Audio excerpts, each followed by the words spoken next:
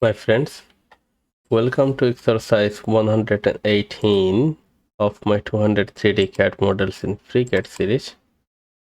118, it looks familiar to me, and then I look back earlier this year. I think the first video of 2024 was exercise 51, which is almost the same object. And I don't know why the same object was repeated. It's only the corner, this fillet is the different thing.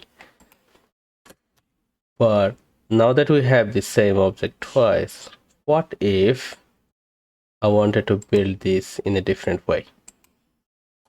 So let's go ahead and build the same object in a different way.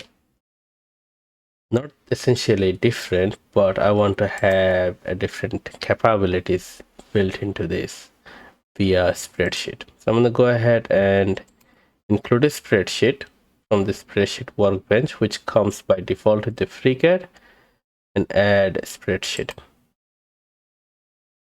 Okay, on this one, I want to include, so here the idea is I want to have these arches with variable radius, and then I can switch them back and forth depending on the size that I want from the spreadsheet.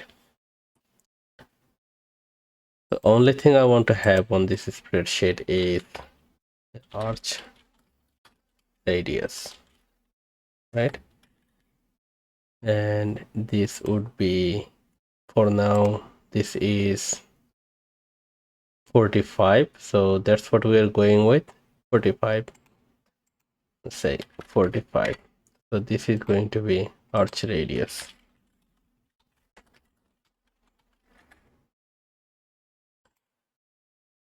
All right, now that we have that in there, whenever time comes, we'll use that. Let's go ahead and start building the model from the front side. So that's where I actually place this image, and I want to go ahead and start drawing it. Sketch on XZ plane. Maybe I'll have to relocate the image first. Okay, I want to have the center, the corner of the view,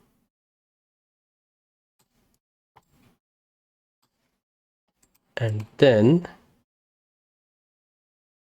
take the axis cross away and start drawing.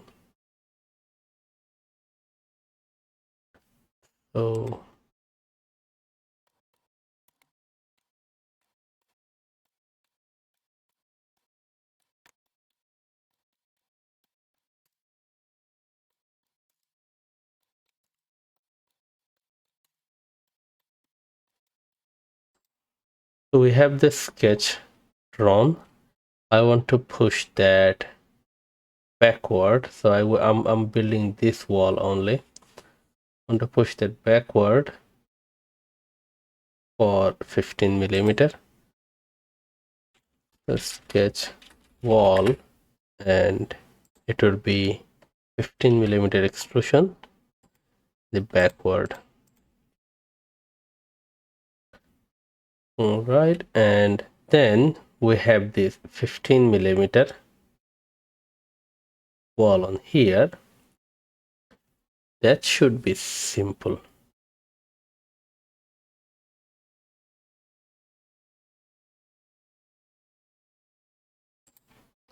I want to take the same sketch and then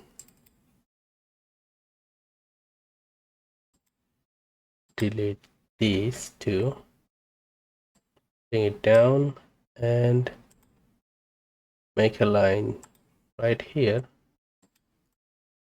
and that is our actually the wall that I'm looking for.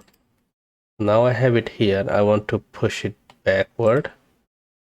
On the Y, I want to say this is at 15 millimeter. So now what we have is we have that sketch on the back of this wall. That's what I moved it by 15 millimeter. That 15 comes from this extrusion height. So we can actually say this is extrude dot length. So that is hooked up now. Now if I go ahead and change the extrusion length to 10, the sketch moves with that as well. Now this one will be extruded for 15 millimeter and it will be reversed as well. So these two we got already built, and on this one I want to make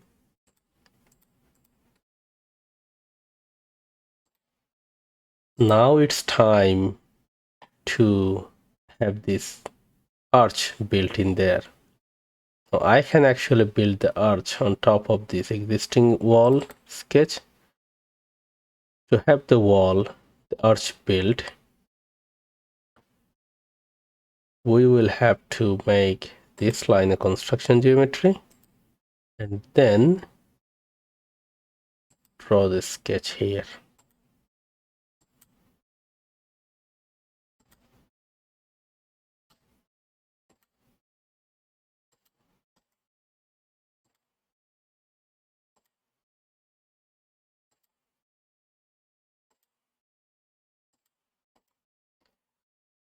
So this is the one that we want to draw from the spreadsheet. So let's go ahead and say this will be a formula from spreadsheet dot, it was arch radius, and hit OK. We got that. Oh, that would be too much. Actually, that's not 45, that's 45 divided by 2. Let's go ahead and fix that.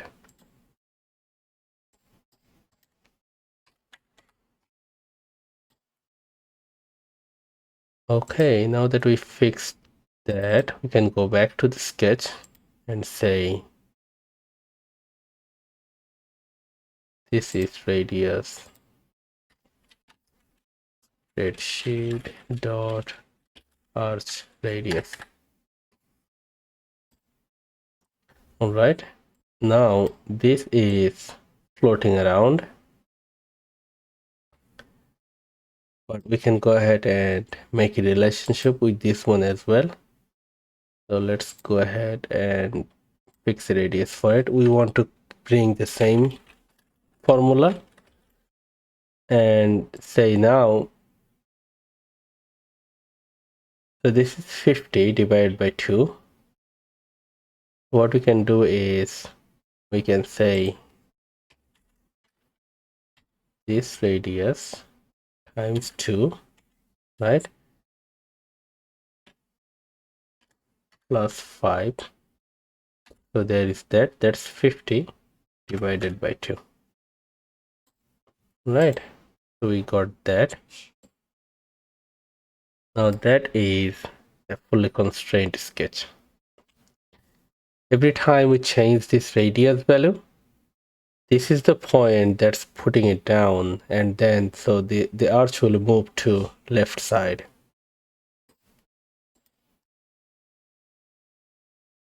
All right, it looks good so far. Let's go ahead and see if we can change this value to say 25, and we have the arch moved. It's not moving from this, so the center is the variable here. This endpoint is fixed, and that's what we wanted. Okay, working good so far. Now what I want to do, I want to make these two the same object. So there is this fusion, I'm going to say half object, and then I'm going to hide this image for a second and come to the top side. I want to mirror this thing on the other side. So there will be a clone, and I can do that cloning going to draft workbench, and here is the clone tool. So select the half object and then clone. So now we have two objects at the same point. I want to rotate this clone, so transform it to 90°, well, more than 90°, and bring it up here and move it backward. Alright, so we did move it all by hand. Let's go ahead and see if they are touching, and I can do that from this position. So it should be 60, right? And X is 100, and that's the only adjustment we needed to do. Now it looks like our object from the image. I can go ahead and make these two a union, and this is our full object.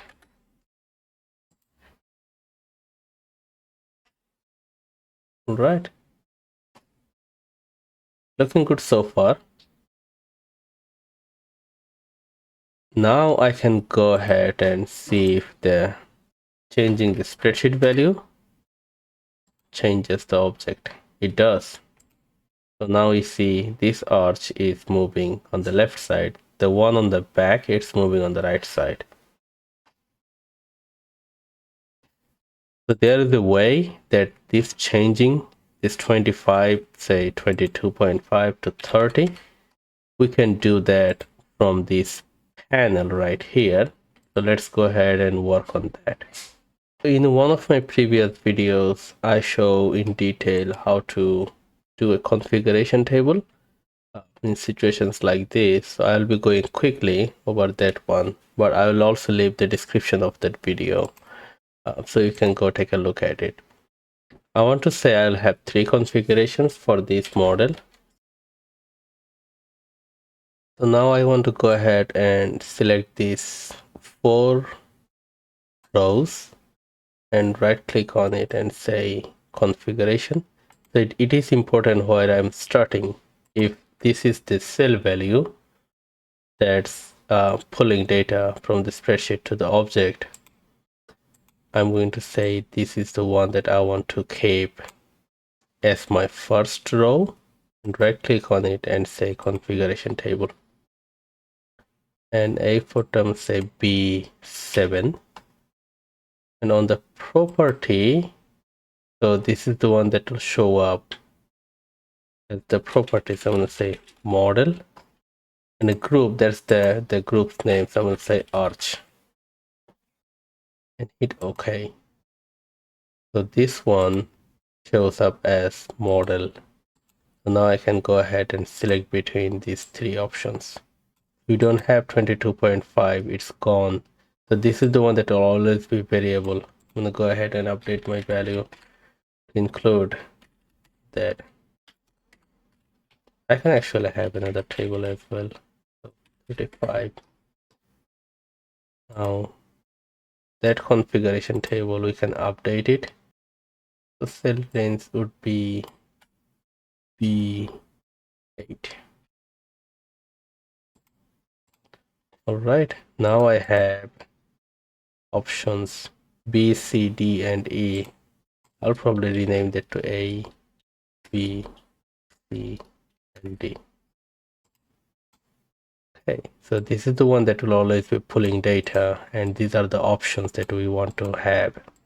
So now we have B and C and D. Every time the value changes here, it also gets reflected in here.